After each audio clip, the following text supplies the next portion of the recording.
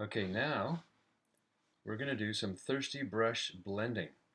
Okay, and it kind of looks like this.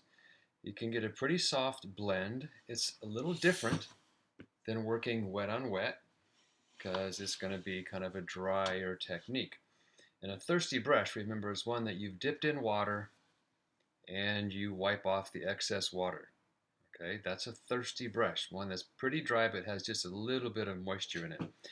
And it's better to use a brush that has a little bit of a stiffer bristle um, compared to some of the other really loose bristled kind of watercolor brushes. All right, the paint is not a big puddle. See, it's kind of dry feeling. Okay, there's just a tiny bit of water in there. Just going to pick up a little bit of kind of dry paint. All right, now I've done a little bit so you can kind of see the effect. And you can design this fish however you want to. You can put whatever colors wherever. That's up to you. I'm going to do it some on white paper and some over some completely bone dry blue as well, where you have to be a little more careful and quick about it.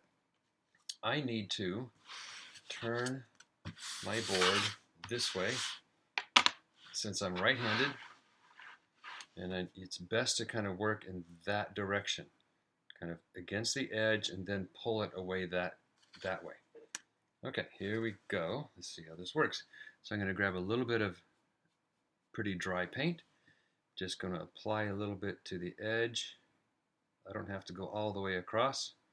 Then I'm going to right away wipe off that brush and try to just pick up a little bit of the edge of that paint and bring it that way.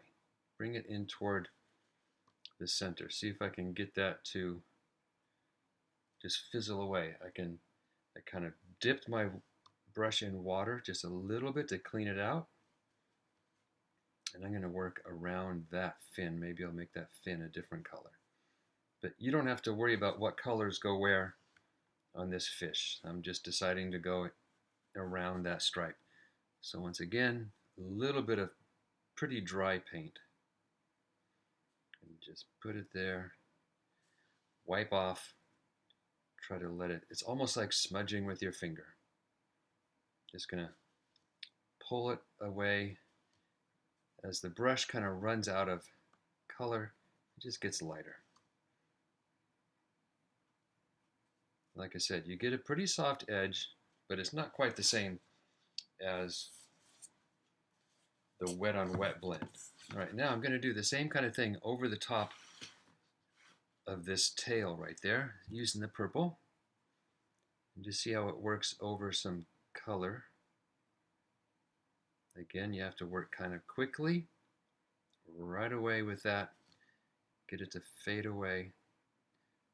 Sometimes it helps to add just the tiniest bit of water to your brush and let that fizzle away like that. So lots of little details can be done like that. So I got that subtle little violet edge to that tail. And I'll finish this off and have you take a look at it right at the end of this video. There you go. All right, here's the thirsty brush blending fish completed. And again, you can pick what colors you want to put where. I did go over this violet a couple times, letting it dry each time because I wanted it to be a little more bold in color. I went a little bit more violet back here than what you saw me do, so I layered over the top with some more dry brush blending, which you can do too.